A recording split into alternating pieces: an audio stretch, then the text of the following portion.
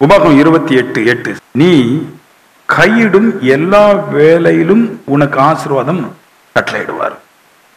உபாகம் 28:8 2வது வார்த்தை அவர் சொல்றாரு, நீங்க என்ன வேலை செஞ்சாலும் நல்லாகலாம், வெற்றி பெறலாம், உயரலாம் அப்படின்றாரு.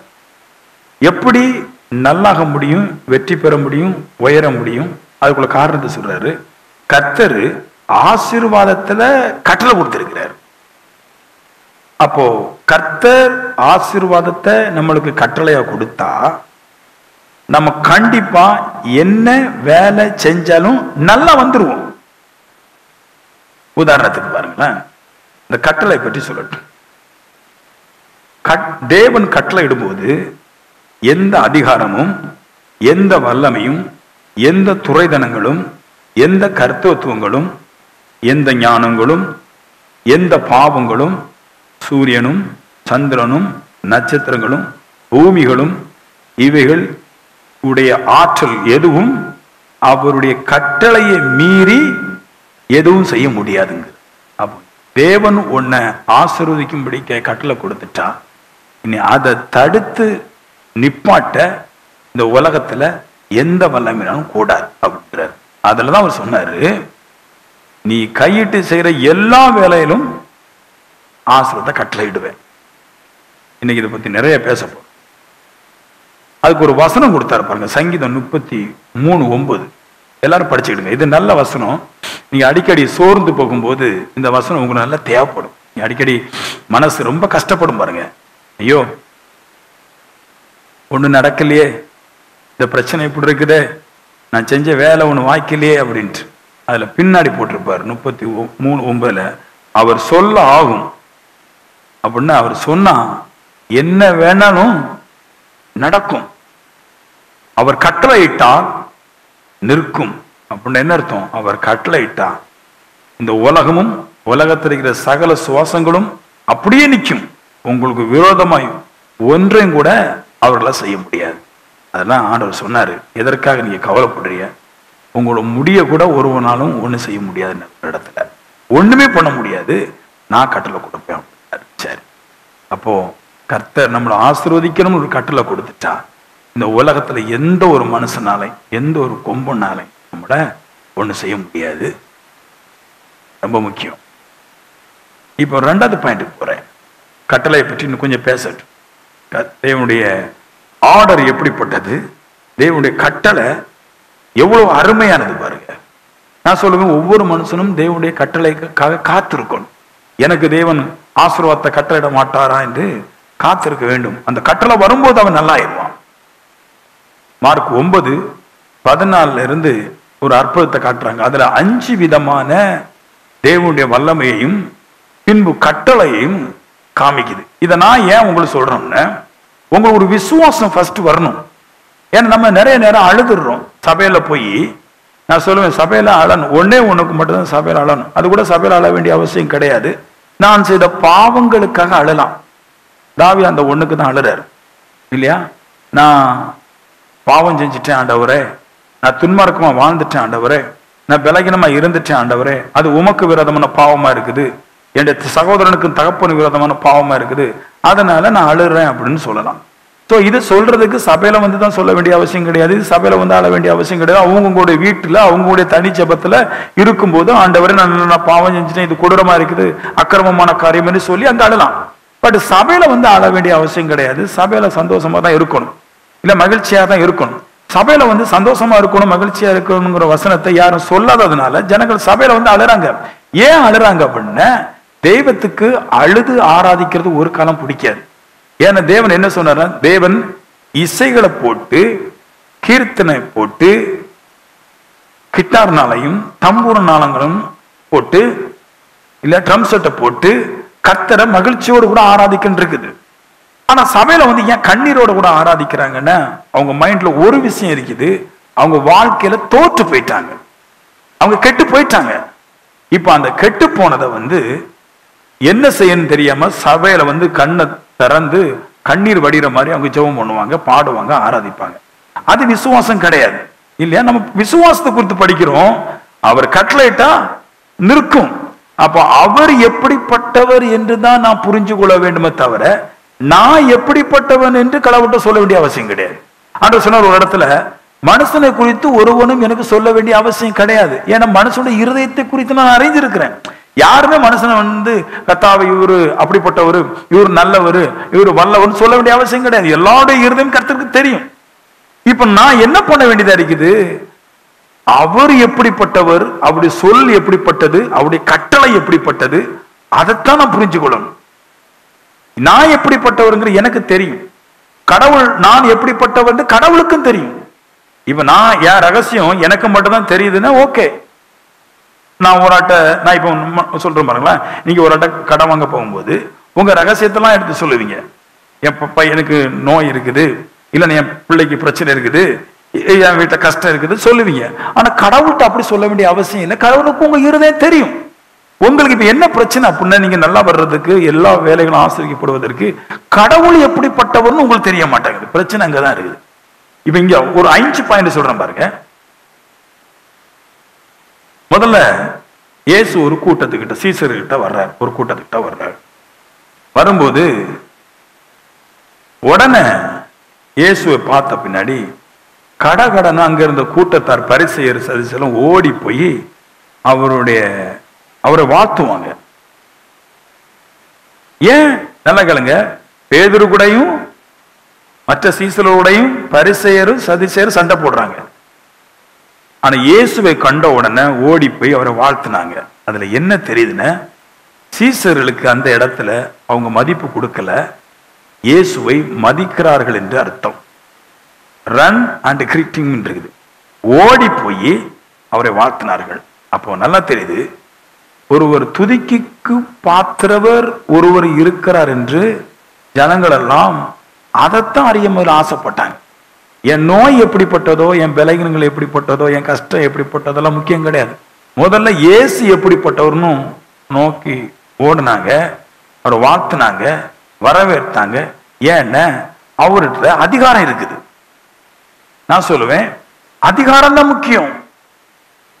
அந்த அதிகாரத்தை தேடி முதல்ல ஓடினாங்க. அப்போ அவர்கிட்ட அதிகாரம் இருக்குதுன்னு முதல்ல தெரிந்து கொள்ள வேண்டும். அந்த ஜனங்கள், பரிசேயர் சதுசேயர் தெரிந்து கொண்டாங்க. 2வது பாயிண்ட் சொல்லுது, அந்த கூட்டத்துல வந்த பின்னாடி இயேசு ஒரு வார்த்தை சொல்வாரு. பரிசேயர் சதுசேயரை பார்த்து சொல்வாரு, சீசர்களோடு கூட இங்க ஏன் வாக்குவாதம் பண்ணுகிறீர்கள் அப்படின்றாரு. அங்கேயும் சொல்றாரு, நல்லா கேளுங்க, இந்த பரிசேயர் சதுசேயர் எல்லாம் சீசர்களை அடிச்சு போடுவேன் நானு, உன்னை மிதிச்சு போடுவேன் நானு, உன்னை கொண்டு போடுவேன் நானு சண்டை போடுறான். ஆனா இயேசுவை பார்த்தா ஒண்ணு பேச முடியல. இயேசு பரிசேயர் சதுசேயர் திரளான கூட்டத்தை பார்த்து அந்த ஒருவர் எல்லாரையும் அதற்றார். அப்படின்னா லட்சக்கணக்கான பேர் இருக்கிற இடத்துல ஒருவர் மட்டும் இருந்துட்டு எல்லாரும் அதற்றாருன்னு, அப்ப அவர்கிட்ட எவ்வளவு பெரிய ஆற்றல் இருக்கிறது என்பதை அவர் விளங்க பண்ற அந்த இடத்துல. 1000 பேர் இல்லைங்க, 10,000 பேர் வந்தாலும் இயேசு எவனுக்கும் பயப்பட மாட்டார். ஏன்னா அவ்வளவு பவர். கிறிஸ்துவங்கிறது நடிப்பு அல்லங்க.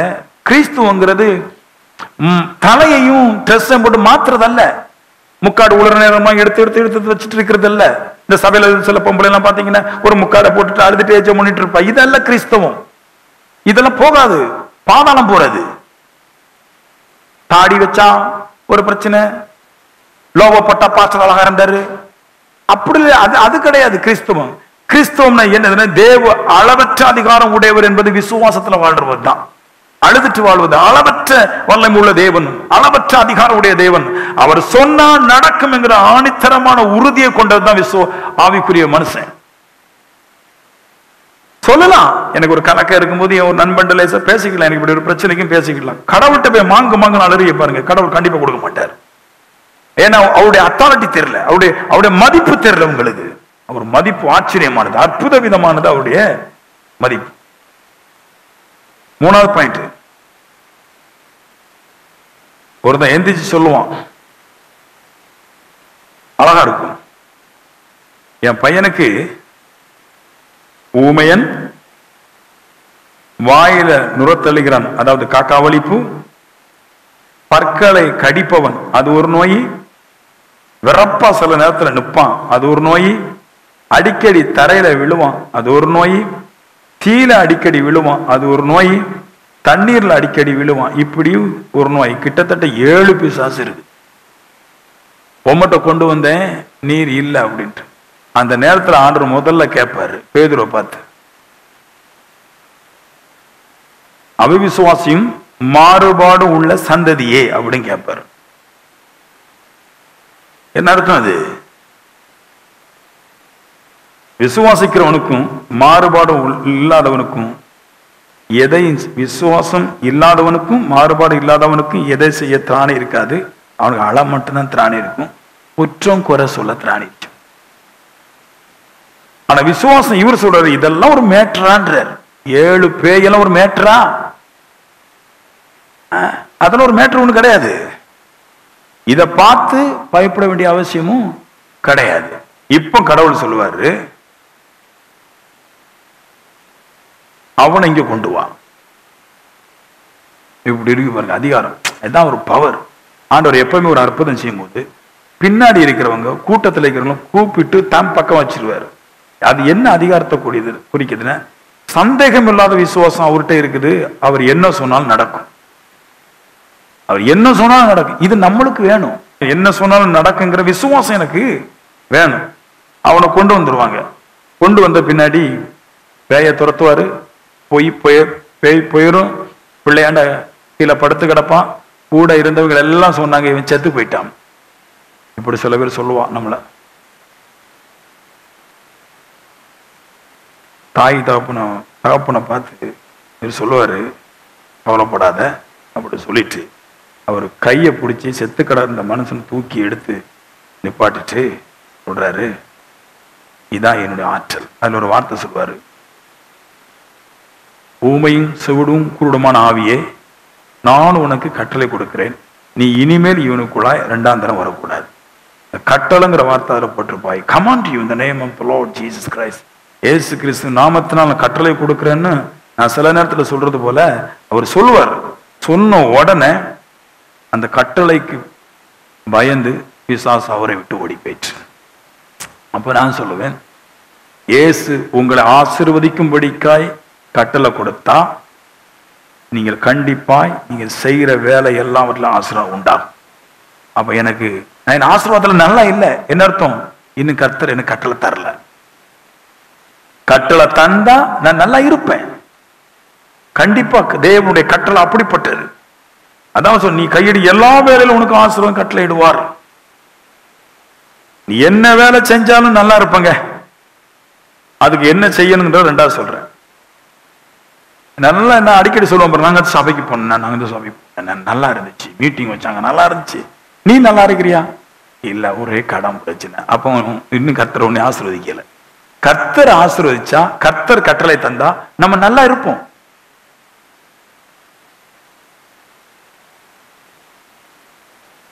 அந்த வார்த்தையில, அந்த வசனத்துல 3 வார்த்தை கொடுத்திருக்குது. நான் நடு வார்த்தை பேசுறேன். போன வாரம் முதல்ல இந்த வார்த்தை பேசுறேன், 2வது நடு வார்த்தை பேசுறேன். அதுல ஒரு வார்த்தை இருக்குது, கையிடும் வேலை.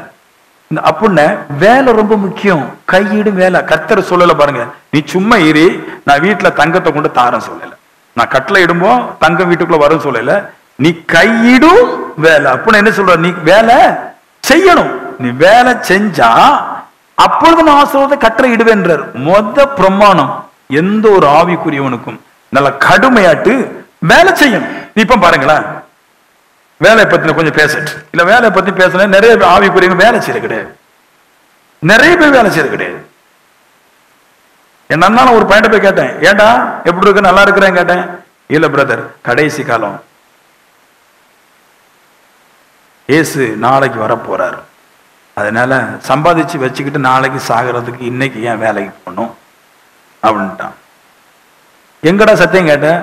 அது பாஸ்டர் பேருக்கு தெரியலையா, ஒரு பேரை சொன்னாங்க, எனக்கு தெரியாம இருக்கிற நல்லதுதான், பேர் சொல்லாம இருக்கு. அவர் எப்ப பார்த்தாலும் சாவை பத்தியே பேசி பேசி, நித்திய ஜீவனை பத்தி பேசி பேசி, இயேசுடைய வருகையை பேசி பேசி, எனக்கு வேலை செய்யறதுக்கே ஆற்றல் இல்லை. எப்படிடா சாப்பிடுற? அது என் மனைவியும் ஒன்றும் கேட்க மாட்டான், நானும் அவட்ட ஒன்றும் கேட்க மாட்டேன். இப்படி சபை ஓடுது தெரியுதா? மாரநாதா இயேசுநாதா கர்த்தர் வந்தா பார்ப்போம். முடிக்கும்போது அப்படித்தான் முடிக்கிறாங்க. கர்த்தர் வந்தா தானே பார்ப்ப, வரமாட்டார். எல்லாரும் சொல்றாங்க பாருங்க, டொனால்ட் ட்ரம்ப் வந்தாச்சு உலகம் முடிய போகுது. நான் சொல்றேன் உலகம் முடியாது. ஏன் கேளுங்க, ஏன் நீங்க பரிசுத்தவனே கிடையாது. இங்க எல்லாம் ஃப்ராடு. எந்த ஊழியக்காரன் என்னையும் சேர்த்தான் சொல்றேன் நான். இங்க அப்படிலாம் பெரிய பரிசுத்தவன்லாம் கிடையாது. கடன்னு பரலோகராஜ்யத்துக்கு ஆளை சேர்த்துட்டு போறது. இங்க எல்லாம் இந்த மனுஷனை பிடிச்சி சபையில சேர்க்கறதுக்கே ஆசைப்பட்டு கிடக்கான். இந்த பரலோகராஜ்யத்துக்குள்ள பரிசுத்தவன் நாம் படிக்கிற பைபிள்ல உள்ள பரிசுத்தவன் கிடையாது. நாம் படிச்சது பைபிள்ல தன்னை தான் நேசிச்சது போல பிறரை நேசின். நான் அறிஞ்ச பரிசுத்தம் அதான், நான் அறிஞ்ச அன்பும் அதான், நான் அறிஞ்ச விசுவாசம் தான். இங்க தன்னையே மட்டும் தான் நேசிப்பாங்க, பிறரை நேசிக்க ஆளே கிடையாது. உங்களுக்கு தெரியுமா? கிருபாசன சபையில இருந்து ஏஎஃப்டிக்கு பொண்ணு கொடுக்க மாட்டான், ஏஎஃப்டில இருந்து டிபிஎம் பொண்ணு கொடுக்க மாட்டான், ஏசு நம்மோடல இருந்து அந்த கொடுக்க மாட்டான். எல்லாருமே ஏசதான் ஆராதிக்கிறோம். இவங்களுக்குள்ளே 108 வேறுபாடு. கர்த்தர் கண்டிப்பா வர மாட்டார். ட்ரம்ப் வந்துட்டாரு, வெள்ளாடு கிடைச்சிட்டு சோப்பாடு கிடைச்சிட்டு. எவன் வந்தாலும் ஏசு வர்ற மாதிரி இல்ல. ஏன் நீங்க பரிசுத்தவான் இல்ல. ஏசு ஏன் பொறுமையா இருந்தாரு தெரியுமா? வெள்ளாடு வர்றதுக்காக இல்ல. எல்லாரும் சொல்றாங்க சோப்பாடு வந்த உடனே வெட்டி. ஏசு அதுக்காக இல்ல. ஏசு ஒரு கூட்ட ஜனங்க ரட்சிக்க வந்தாரு, ஒரு கூட்டம் இன்னும் வரல. அது சோப்பாடு கிடைச்சிட்டு அதனால ஆலயத்தை கட்டி வெட்டிடுவாங்க. சோப்பாடை வளர்ப்பான் பல 1000 வருஷத்துக்கு. அது ஒரு மந்தை மாதிரி போகும். என்னைக்கு ஏசு வர அன்னைக்கு கொண்டு வெட்டுவான். கிடைச்ச உடனே வெட்டிடுவான்னா அது குட்டி போடும், பெருகும் இல்லையா? சோப்பாடு 4 தான் கிடைச்சது, 3 தான் கிடைச்சது, நேரம் கொண்டு வெட்டி பலி செலுத்திட்டு அப்படி நிறுத்திச்சுன்னு வரப்போகுது. ஏன் 4 கிடைச்சிச்சுல, அதை இனி பெருக்க செய்வான், 1000 பெருக்க செய்வான். அது ஒரு அலைச்சல் இல்லாதபடி அதை வளர செய்வான். அப்ப அதனால ஒரு கற்பனை பண்ணிட்டு இருக்க கூடாது. எவரோ முட்டாள் பிரசங்கம் பண்ண சோப்பாடு கிடைச்சிட்டு சோப்பாடு கிடைச்சிட்டுன்னா சோப்பாடு கிடைச்சா குட்டி போடும். எப்போ தேவன் வருவார்னா பரலோக ராஜ்யத்துக்கு நிறைவான மனுஷன் நிறைவாகும் போது இயேசு வருவார். மற்றபடி இயேசு வராது. அத பேதுரு சொல்லிட்டார். கடைசி காலம் சொன்னார். ஏன் பொறுமையா இருக்கிறாருன்னா நம்முடைய ரட்சிப்புக்காக தான். அன்னைக்கு சோப்பாடு ஆலயம், ஏன் ஆலயத்தை கட்டுங்க, சோப்பாடை விட்டுங்க, வராத கர்த்தர் வராது. நீ ஆலயத்தை கட்டினீங்கன்னா ஆலயத்தை உடைப்பான், நீ ஆராதனை பண்ண முடியாது. சோப்பாடு 4 கிடைச்சிட்டு சோப்பாடு கிடைச்சா என்னையா என்னன்னு கேட்கிறேன். சோப்பாடு கிடைச்சிருக்கு, கடைசி காலம் உலகம் முடிஞ்சிட்டு போச்சு. சோப்பாடு கிடைச்சுன்னா வச்சிருப்பான். நம்ம நல்லா இருக்கிறத பாக்குறியா? நீ பரிசுத்தம் மாதிரி. ஏசு எப்போ வந்தா? ஏசு வந்து ஆட்டை பார்க்கலங்க. ஏசு ஆலயத்தையும் பார்க்கல, எருசலேம் ஆலயத்தையும் பார்க்கல, ஆட்டையும் பார்க்கல. இங்க இருக்க உபதேசகர் தான் எருசலேமுடைய ஆலயத்தையும் ஆட்டையும் பார்க்கிறேன். ஏசு பார்க்கறது மனுஷனுடைய பரிசுத்தத்தை பார்க்கிற. நீ பரிசுத்தம் மாதிரி முதல்ல, அப்புறம் ஆட்டை பத்தி கவலைப்படுது.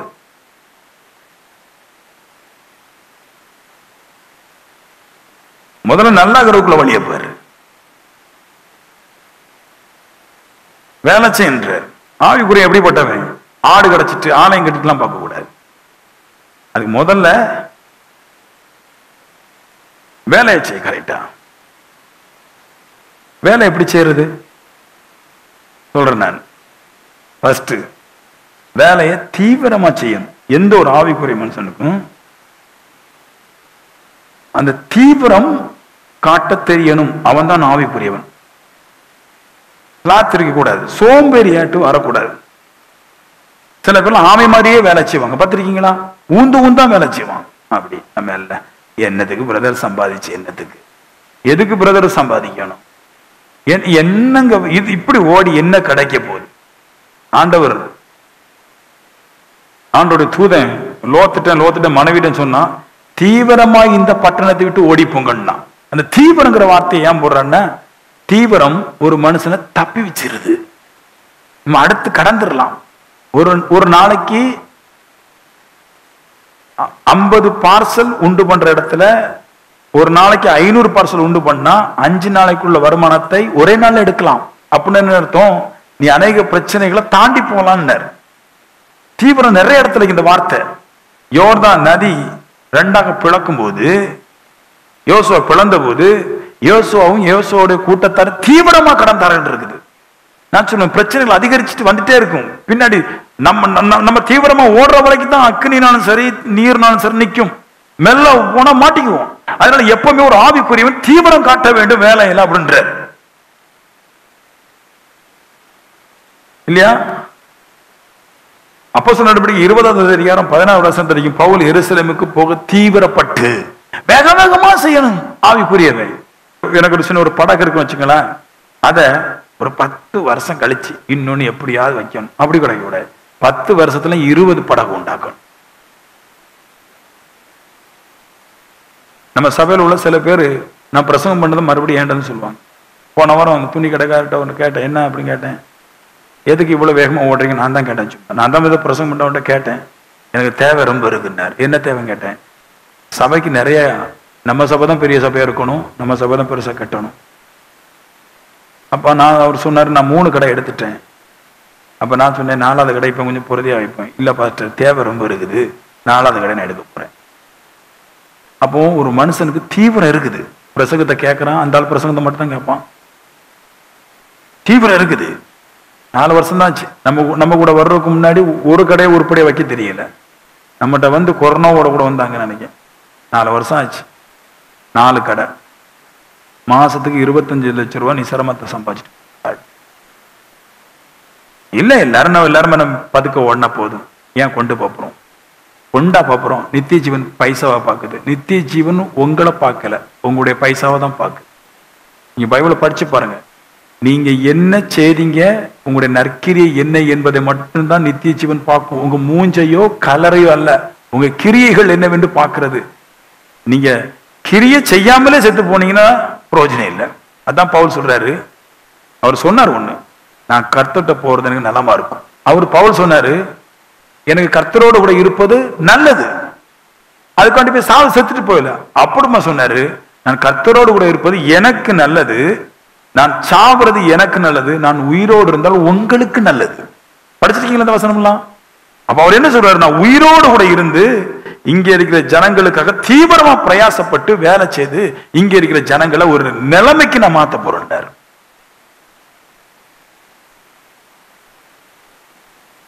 இந்த இது சொல்லுவாங்க தெரியுமா, எதுக்கு எதுக்கு எதுக்கு நம்மளுக்கு பைசா, போகும்போது கொண்டா போறான். இதெல்லாம் பேச்சு எப்படின்னா, அடுத்தவன் சம்பாதிக்கிறத பொறாமப்பட்டு தன்னால் முடியாது என்பதை உறுதிப்படுத்தி கொண்டு தனக்குள்ளாக புலம்போது கொண்டா போறான், அவன் கொண்டா போறான், எங்க கொண்டு போயிடுவான், அவன் தான் போவான் பரலோக ராஜ்யத்துக்கு. ஏன்னா பவுலா தான் சொல்லி வச்சிருக்கிற, யாக்கோப்புல இப்படித்தான் இருக்குது.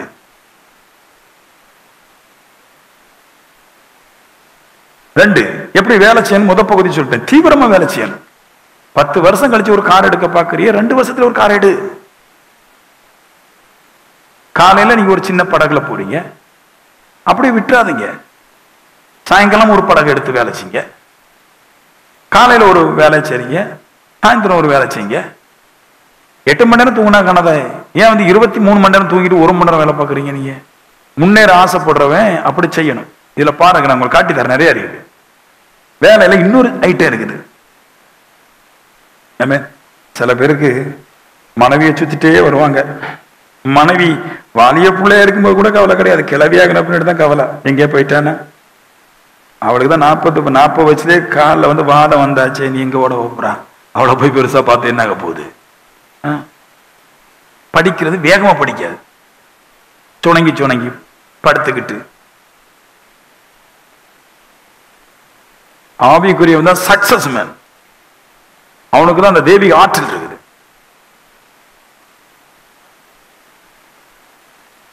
ஸ்லோத்தனங்கிறது சோம்பேறித்தனம், அதுக்கு ஒரு அடையாளம் போட்டிருக்காங்க. ஆமையை போல மெல்ல மெல்ல ஊந்து வருவன். அதை நான் விளக்கிட்டு போறேன். சோம்பேறி ஆமையை ஒப்பிட்டு டிக்ஷனரியில பேசுது. ஏன்னா இந்த ஆமைக்கு ஒரு ஸ்பிரிங் தன்மை இருக்குது, 2 தன்மை. ஒண்ணு, ஆமை வந்து இருக்கிற இடத்திலே பம்மி கொடுந்த இந்த ஸ்பிரிங் ஆற்றல் உள்ளது. 2, மேல இருக்கிற தோடு, கல்லையத்துக்கு போட்டாலும் அதுக்கு ஒண்ணும் பண்ணாது. இப்படி 2 தன்மை இருக்குது. நீ ஒரு அடி அடிச்சீங்கன்னா தலையை உள்ள இழுத்துக்கிடும், காலை உள்ள மறைச்சுக்கிடும், சைட்ல இருக்கிற சின்னதா இருக்கிற தோலெல்லாம் உள்ள போய்விடும், கீழே உள்ள தோலும் மேல உள்ள தோலும் ரெண்டா ஒட்டிக்கிடும். பெரிய கல்லை வச்சீங்கன்னா அதை ஒண்ணும் பண்ண முடியாது. இது எதை காட்டுதுன்னா, இந்த ஸ்லோத், அதாவது சோம்பேறி தன் மனதை இப்படி பாவிச்சு கொள்றானா, என்ன வந்துடும், ஏசப்பா வந்தா எல்லாம் போட்டு போறோம், அப்படி ஒரு ஃபீல் இவனாட்டே ஒன்று கட்டிக்கிறான். எவ்வளவு சொரணையும் ஆமைக்கு கல்லதைக்கு போட்டா தட்டாது. ஏன்னா ஓடு அந்த மாதிரி இருக்கு. பாத்திருக்கீங்களா ஆமை ஓடு? பாத்திருக்கீங்க ஆமை ஓடு? அவ்வளவு கட்டி. அந்த மாதிரி நிறைய பேருடைய இருதயம் கட்டி, எவ்வளவு பிரச்சனை வந்தாலும் கடக்க போட்டு போயிட்டே இருப்பான். வாடா கர்த்தர் வர போறாரு. ஆனா உண்மையை சொல்லுவேன், அவன் போக மாட்டான். ஏன்? ஏன்னா யாருக்கும் நல்லது செய்து கிடையாது. நன்மை செய்யறவன் தான் போவான். அதனால தீவிரமா வேலை செய்ய வேண்டிய அவசியமா இருக்குது. எப்படி? 2ஆம் பாயிண்ட் சொல்றேன். வேலை செய்யறது எப்படி? 2ஆம் பாயிண்ட், நன்கு தெரிந்த வேலையை எண்ணிக்கையில் பெருக செய்யுங்கள்.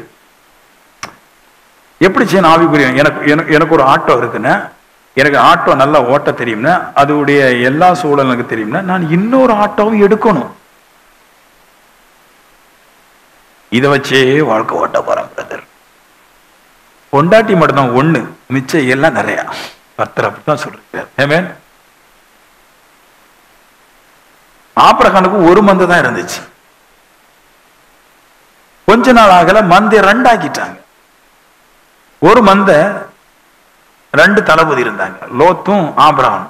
கர்த்தர் பார்த்தாரு, நிறைய தான் இருக்குது, ஆனால் அது சரியில்லை, அதை மல்டிப்ளை பண்ணுட்டா 2ஆ பிரிச்சு விட்டாங்க. 2 மந்தை கட்டினாங்க. ஒரு மந்தை 2 மந்தை ஆகிடுச்சு. எசேக்கியேல் 36:37 சொல்லுது, மந்தை பெருகுவது போல. இஸ்ரவேலுக்கு உடைய டேலண்ட் என்னென்ன? மந்தையை பெருக்குவான். அப்படின்னா என்ன? அதாவது ஆட்டு மந்தை இருக்கின, அந்த ஆட்டு மந்தைகள் ஒண்ணு இருந்துச்சுன்னா அது 100ஆ பெருக்கக்கூடியவன். அப்படி ஒரு ஆற்றல் இல்லை. நம்மளுக்கு ஒன்ன வச்சுக்கிட்டு நம்மளுக்கு செய்ய முடியாது. நம்மளுக்கு ஃபீல் நல்ல ஆட்கள் வருமா, இது நடக்குமா, வாய்ப்பே இல்ல, முடியாது. இனி நம்மளுக்கு யாரும் வரமாட்டாங்க. எனக்கு கண்டிப்பா தெரியும், உங்களுக்கு யாரும் வரமாட்டாங்க. நீங்களே சொல்றீங்களா, ஏன்டா எனக்கு ஆள் கிடைக்காதுன்னு? ஏன்னா நீங்க சரியில்லை. இஸ்ரவேலர் அப்படி இல்ல. அவன் சொல்றான், மந்தை பெருகுவது போல அப்படின்றான். மந்தை அப்படி பெருகுன்றார். அப்ப நான் சொல்லுவேன், ஒரு போட்டு வச்சிருக்கிறவங்க 10 போட்டு போங்க, ஒரு கடை வச்சிருக்கிறவங்க 10 கடையை தருவாரு. சபையில பவுலு ஆசியா தேசம் வந்து சபைகளை பெருக்கிறான் இருக்குது. எவ்வளவு கஷ்டம்! ஒரு சபையை ஓட்டுறதே பெரிய கஷ்டம். ஆசியா முழுவதும் சபைகளை பெருக்கிறான் இருக்குது. நல்லா கேளுங்க. முதல்ல உங்களுக்கு தெரிஞ்ச காரியத்தை 1, 2 4 10 பெருக்கி விட்டுருங்க. கர்த்தர் மேல முதல்ல, கர்த்தருக்கு எல்லாம் சக்தி இருக்குது முதல்ல விசுவாசிங்க. 2வது அந்த விசுவாசத்தை வச்சு இருக்கிறத 1 10 மாத்துங்கன்றார். அப்படி மாத்திக்கிட்டு அடுத்த தொழில சொல்றாரு 2 கொரிந்தியர் 8:7 எல்லா காரியத்திலும் பெறுவீர்களாக அப்படின்றார். அப்படின்னா என்ன அர்த்தம்? இஸ்ரேல் ஜனங்களுக்கு ஒரு கோட்டை இருந்துச்சு. நான் என்ன சொல்றேன் இல்லையா? திராட்சை தோட்டத்தை பெருக்கினவன் அத்தி தோட்டத்தையும் பெருக்கிறான். அத்தி தோட்டத்தை பெருக்கினவன் மாதுளை தோட்டத்தையும் பெருக்கிறான்.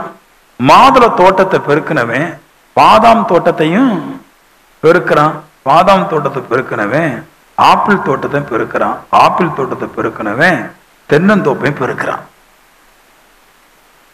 ஹலோ, நம்மளால முடியாது, பட் கர்த்தரால முடியும். நான் விசுவாசி தருவார் நம்மளுக்கு. எப்படி கிடைக்கும்? ஆகாபுன்னு ஒரு மாதிரி தான் இருந்தான் இஸ்ரவேல்ல. அவன் பக்கத்துல ஒரு திராட்சை தோட்டம் இருந்துச்சு. அவன் சொல்றான், அந்த ஆகாபு பக்கத்துல இருந்த அந்த தோட்டத்துக்கு சொந்தக்காரனை பார்த்து, எனக்கு நிறைய தோட்டம் இருக்குது, நிறைய காசு இருக்குது, இந்த தோட்டத்தை நான் விளக்குறேன், தந்து எடுக்கிறேன், இல்லைன்னா இந்த தோட்டத்துக்கு பாலாட்டி வேறொரு தோட்டத்தில் தந்துட்டு இதை எனக்கு கொண்டா, நான் வேறொரு இடத்துல திராட்சை தோட்டம் தாரேன், இதுல வந்து எல்லா விதமான கனிகளை நான் போட போறேன்னா. அவன் இஸ்ரவேலன் பாருங்க, அவன் நிறைய பாவம் செஞ்சான். ஆனா அவனை கர்த்தர் தண்டிக்கவே இல்லை. ஏன்னா இஸ்ரவேலுடைய கோணம், எனக்கு ஒரு கடலுக்கு மீன் பிடிக்க முடியும்னா நான் கடல் தொழில தான் 2 உண்டாக்குவோம் கிடையாது. கடல்ல மீன் பிடிக்கிறேன், நான் கரைய 10 தொழில பெருசா செஞ்சு நானும் அதை வர்த்திக்க பண்ணணும், பெருக பண்ணணும். நான் இதுக்கு பேர் தான் பரிசுத்தவான். சட்டையை மாத்திர பரிசுத்தவான் இல்ல. ஒரு பிரதர் பார்த்தேன் நான், பிரதர் என்னாச்சுன்னு, ஒரு கல்யாணத்துக்கு போயிட்டு வந்து என்னைய பிடிச்சிட்டார். பிரதர் என்ன ஒயிட்டு சட்டை பயங்கரமா இருந்துச்சு.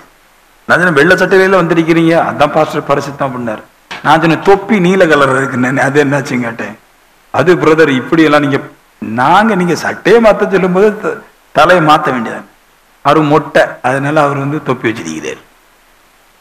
பிரஸ்டேஜ் எல்லாம் குறையல, அதெல்லாம் குறையணும். முதல்ல அதெல்லாம் குறையாம அதெல்லாம் பேசிட்டு கூடாது.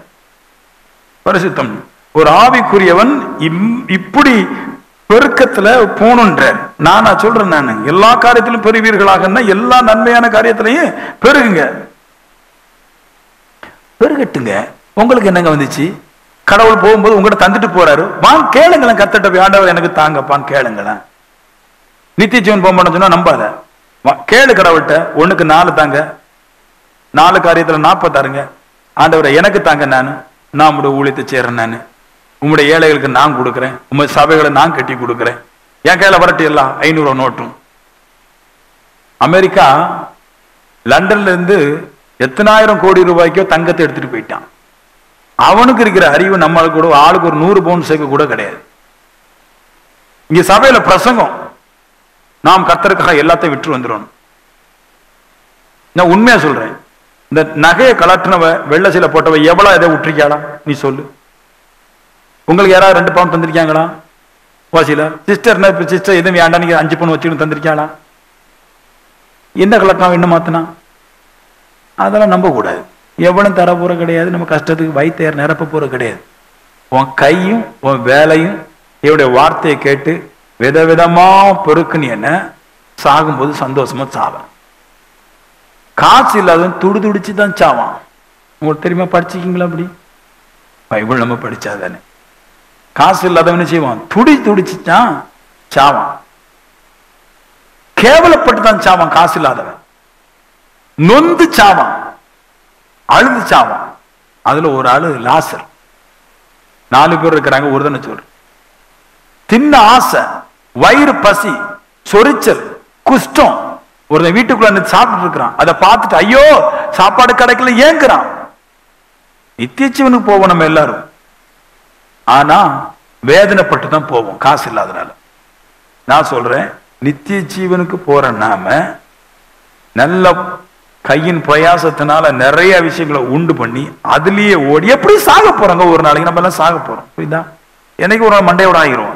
அதுக்கு முன்னாடி தெய்வத்துக்காக எந்த அளவு உழைக்க முடியுமோ அந்த அளவு உழைச்சிட்டு சாகலாம். சும்மா ஏன் செத்து போகணும்?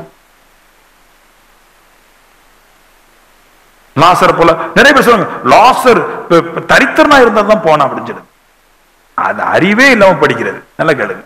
ஏன் இதுல சொல்றோம்னு வேலை செய்யற விஷயத்துல, லாசர் செத்து, லாசர் ஏழையா, அவன் ஏழையா தரித்திரனா இருந்தாலும் செத்துட்டு பரலோகராஜ்யம் போயிட்டானா. அங்க பரலோகராஜ்யத்துல ஒரு மேட்டர் இருக்குது. பரலோகராஜ்யத்துல ஆபிரமுடைய மடியில தான் இருந்தான்றது. ஆபிரம் கீழே தரித்திரம் கிடையாது. அவன் பொண்ணும் பொருளும் உடைய சீமானதான் இருந்தான். அந்த பணக்காரனாகி ஆபிரமுடைய மடியில தான் ஏழையாகி இந்த லாசர் செத்து போயிருந்தான். அப்படி என்ன அர்த்தம்? ஏழையும் பரலோகராஜ்யம் போக முடியும், பணக்காரனும் போக முடியும். ஆனா ஏழையா பணக்காரங்க பெரியவனா இருந்தான் பார்த்தா பணக்காரன் பெரியவனா இருக்கிறான். ஆனா உண்மை உள்ள நல்ல உழைச்ச தெய்வத்துக்கு வாழ்ந்த ஐஸ்வர்யவான் அங்க போய் இருந்தான். அவன் நல்ல வேலை செஞ்சான். ஆபிரகாம் நல்ல வேலை செய்யணும். நான் செய்யற வேலையெல்லாம் கர்த்தருக்காக செய்வேன். நான் செய்யற வேலையெல்லாம் என் குடும்பத்திற்காக செய்வேன்.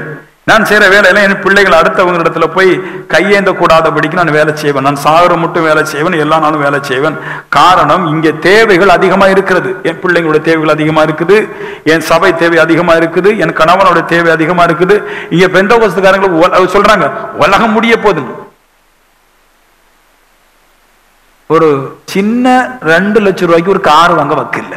இவங்க பல வருஷமா ஊழித்து போயிருக்கிறான். ஒரு பாட்டியெல்லாம் பார்த்தேன், பாட்டி நடந்தே போறீங்க. நானும் ஊழியத்துக்கு போய் 48 வருஷம் ஆச்சு தம்பி. ஒரே நடப்பயன் தான், கால் மறுத்து விட்டது. கர்த்தருக்கு ஸ்தோத்திரம். நான் சொன்ன, நீ பரலோகராஜ்யம் போக மாட்டேன். நீ இதே மாடலை தான் இந்த இந்தியாவில் இந்த மாடலை காமிச்சு எல்லாம் நடந்தே தான் போயிட்டு இருக்கிறான். ஒருவனுக்கு நல்ல வாழ்க்கை வரல.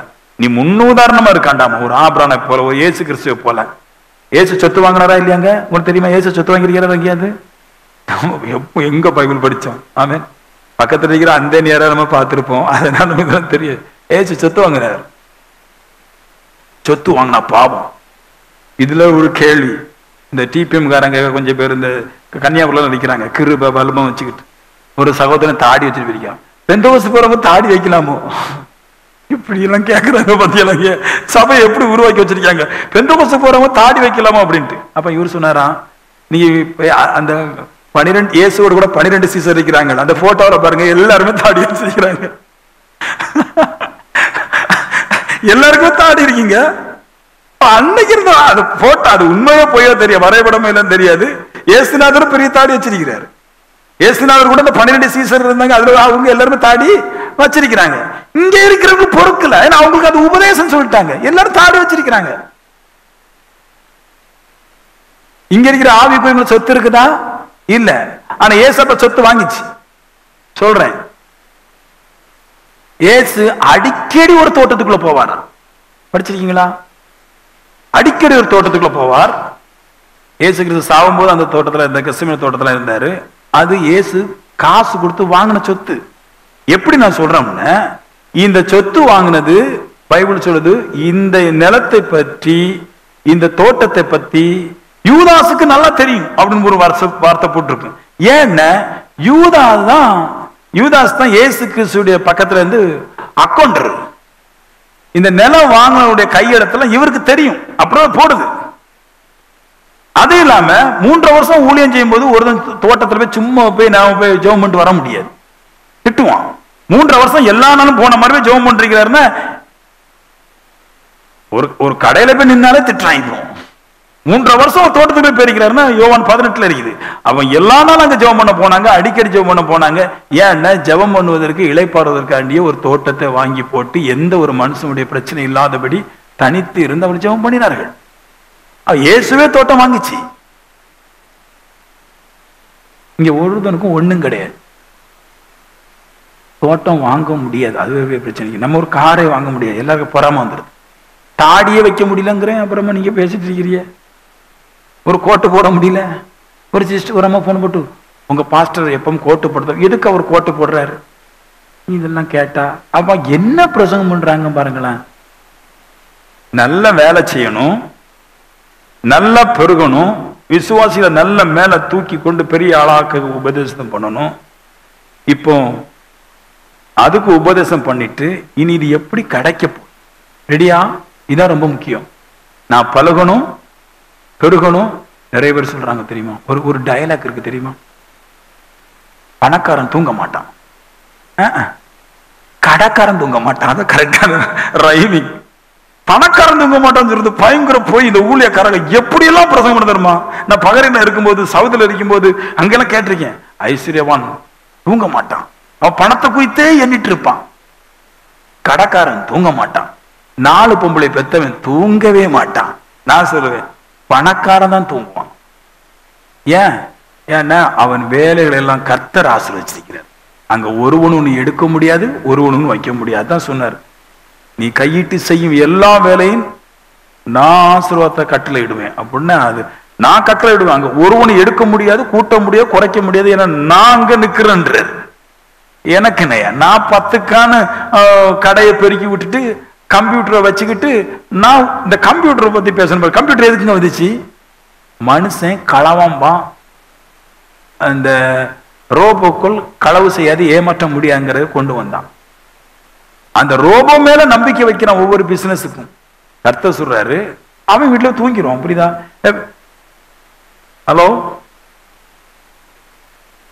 அமெரிக்கா முதல் பணக்காரன் தூங்குற கிடையாதா? அவர் தூக்கம் வரலன்னு சொல்லிட்டு நம்ம பெந்தகோஸ்தலர்களும் போன் பண்ணி சொல்லிருக்கிறார். ஆவிக்குரியவங்க நம்பர் தாருங்க, எனக்கு தூக்கம் வரல, நீங்க ஜெபம் பண்ணுங்கன்னு யாருக்கா சொல்லிருக்கிறாரு. நல்லா தூங்குறான். அவன் நல்லா தூங்குறான். எப்படி தெரியுது? அவன் மூஞ்சி ஃப்ரெஷ்ஷா இருக்குது. ஆவிக்குரிய மூஞ்செல்லாம் கருத்து மோசமா போயிருக்குது. இங்க தூங்க இல்ல. ஏன்னா இவ வீட்டில் இருக்கிற பிசாசுடைய பிரச்சனைக்கு முடிவில்லை. அவன் நல்லா தூங்குறான். அவன் நல்லா தூங்குறதுனாலதான் அவன் நல்லா தூங்குறான். எப்படி தெரியுமா? தூங்குறதுனாலதான் நல்ல மூளை வேலை செய்தவன் நல்ல ஃப்ரெஷ்ஷா தூங்கிடுறான்.